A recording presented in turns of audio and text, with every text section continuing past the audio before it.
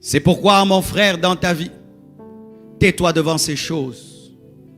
Lorsque tu vas vers un chantier et qu'il est inachevé, ne juge pas, ne parle pas. Tu ne sais pas ce qu'il sera. Tu ne connais pas le plan de l'architecte. Et tu peux voir qu'il n'y a qu'un trou. Mais ce n'est pas un trou. C'est un immeuble de 10 étages. Et des fois, les gens que nous rencontrons sont comme des chantiers. Il n'y a qu'un trou. Et tu le regardes, tu le méprises. Alors que dans 10 ans, 20 ans, ce serait un gratte-ciel. Taisez-vous devant la destinée des hommes. Ne parlez pas beaucoup devant la destinée des hommes. Nous que vous voyez là, beaucoup de gens nous ont méprisés. Beaucoup de gens nous ont méprisés, mes frères. Mais aujourd'hui, nous sommes une surprise pour eux. Tais-toi devant une chenille qui est dans son cocon.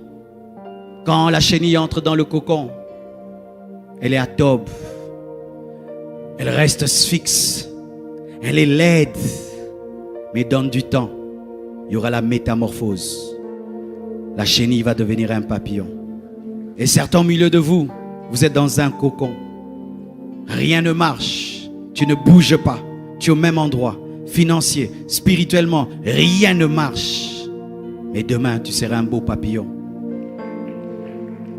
Quand tu te tiens devant un tableau noir, garde silence. Tu ne sais pas ce qu'on va y écrire. Certaines personnes sont des tableaux noirs. Rien n'est écrit. Ce sont des personnes lambda. Des personnes qui ne marquent pas. C'est une personne, tu oublies même son nom. Mais demain, c'est l'examen de ta vie qu'on va écrire sur ce tableau. Dieu fera dans sa vie des choses où tu dois aller prier pour dire: Dieu, est-ce que c'est toi ou c'est pas toi? Il y a des niveaux où Dieu commence à agir dans ta vie. Même les chrétiens commencent à prier. Est-ce que c'est Dieu ou c'est la magie? C'est un examen que Dieu donne. Cosinus, tangente. Oui, il y a des gens qui deviennent des examens dans la vie. Imagine que l'un de nos frères ici seulement, il reçoit une onction, dans tous les deux il part, il ressuscite les morts. Nous allons aller en prière pour prier: Dieu, est-ce que c'est toi? Même les gens qui croient à la puissance vont aller dire: Dieu, est-ce que c'est toi? Tu entends partout, il part, ressuscite. Les gens ne font que ressusciter. Il dit seulement: ah! Les gens ressuscitent. Lorsque tu vois un homme et rien n'est écrit, ce n'est pas que le maître n'a pas la craie.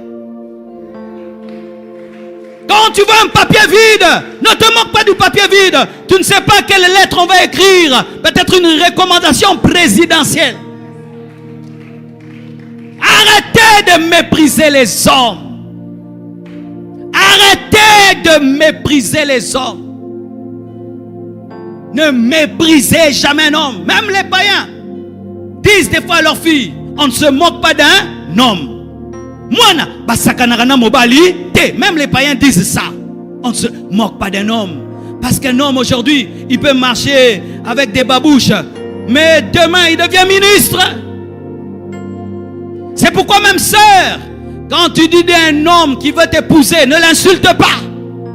On ne dit pas non à un homme en l'insultant. Dis seulement non. Ne dis pas: regarde-toi, regarde-moi, regarde-toi. Arrêtez ces regarde-toi, regarde-moi.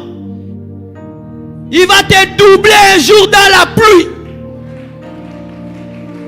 Je sais ce que j'ai dit, hein. Je connais une fille il y a longtemps. Non, je saute cette partie. Elle va suivre la vidéo. Elle m'a méprisé, frère. Je suis allé demander la main en bus. Elle m'a regardé. Tu dis: je t'aime à pied, tu rentres à pied.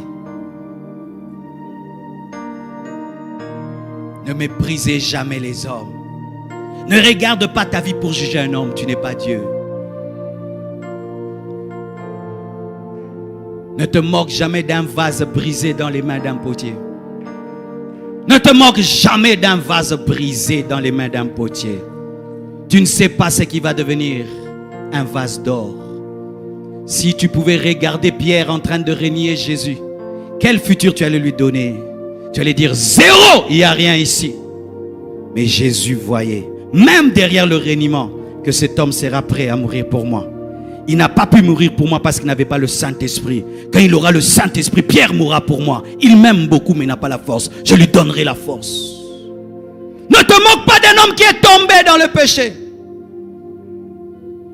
Ne te moque pas d'un homme de Dieu qui est tombé dans le péché comme nous faisons maintenant à Kinshasa.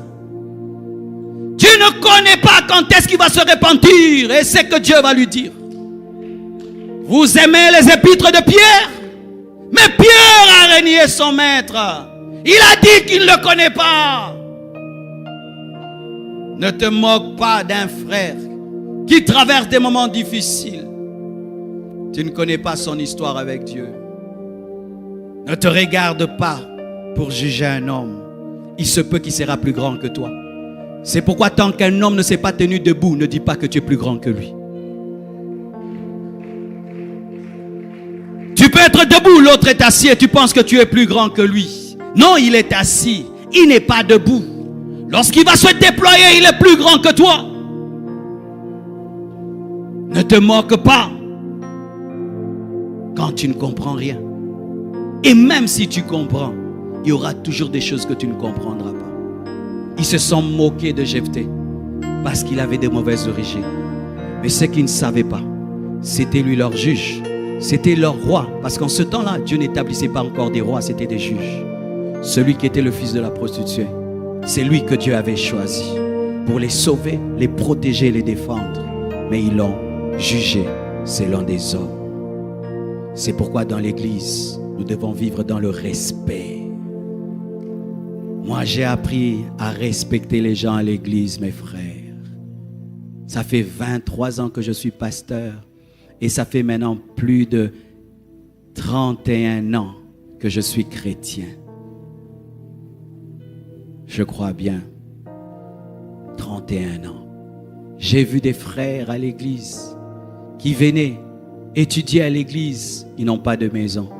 Ils habitent l'église. Il a toujours le même pantalon. Il prie tout le temps. Il cherche Dieu. Toi, tu viens de chez vous. Tu as papa, maman. Et tu le regardes. Mais il prie Dieu de tout son cœur. Aujourd'hui, ils sont dans le monde entier. Ils influencent la terre. Ils ont tout ce dont ils ont besoin. Les choses qu'ils demandaient à Dieu dans le secret, Dieu entendait, Dieu leur a donné. Un jour, un homme de Dieu a rencontré une sœur. C'était la fille d'un médecin. Il lui a dit, ma sœur, j'aimerais t'épouser. Et la sœur voyait le frère à l'église. Et il était bien habillé des fois. Et puis il dit, frère, je viendrai te visiter. Et ce jour-là, elle est arrivée quand le frère ne s'y attendait pas. Et la sœur arrive. Il y avait une porte. Elle entre, c'était une belle maison. Et puis elle pose la question, où est le frère Sonny? Elle dit, frère Sonny, il est derrière. Elle était déjà étonnée qu'on ne dise pas qu'il est dans la grande maison. Frère Sonny habitait dans cette grande parcelle, mais dans la petite guérite. Et elle va. Elle trouve le frère Sonny qui dormait sur un lit dont lui-même avait le secret. Tu connais ces lits là, il faut que tu t'assieds avec expérience et sagesse. Et lui, il était malade. Et trouve le frère Sonny là. Hey, tu habites ici? Oui, j'habite ici. Ah, Seigneur. Elle a dit n'importe quoi. Si la situation d'un frère est misérable, ne crache pas dessus. Tu peux te retirer seulement, mais ne crache pas dessus. Elle a jugé ce frère en fonction de son présent. Et lui a dit, mais Dieu, un jour changera ma vie. Ah, excuse-moi. Elle est partie. Et puis elle a épousé un médecin. Vous voyez, les médecins des fois sont non payés. Et ils grèvent. On bouffe leur argent. Et lui, il est devenu rockman. Et un jour, il passait, il y avait la pluie. C'est lui qui m'avait raconté ça quand il nous prêchait. Et il voit la sœur avec son médecin sous la pluie avec un parapluie. Il s'est arrêté. Et ils sont entrés. Il les a amenés chez eux. Mais il s'est arrangé de passer d'abord par chez lui.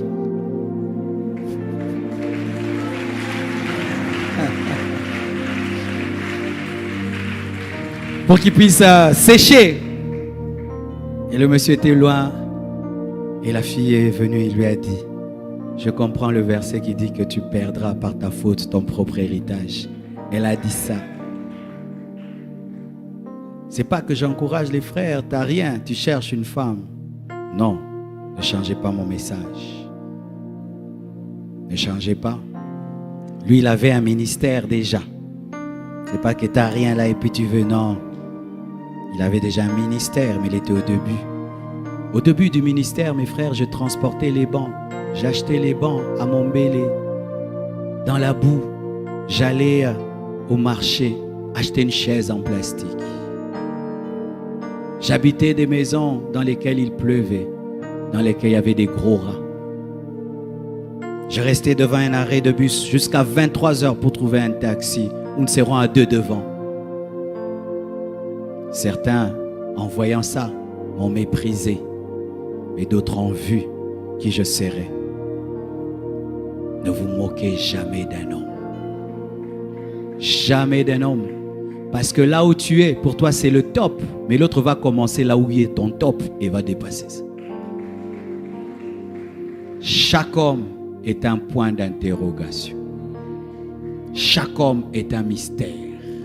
Et quand tu sais ça, tu respectes les hommes. Dans ce pays, il y avait les mouvanciers. Il n'y a plus les mouvanciers.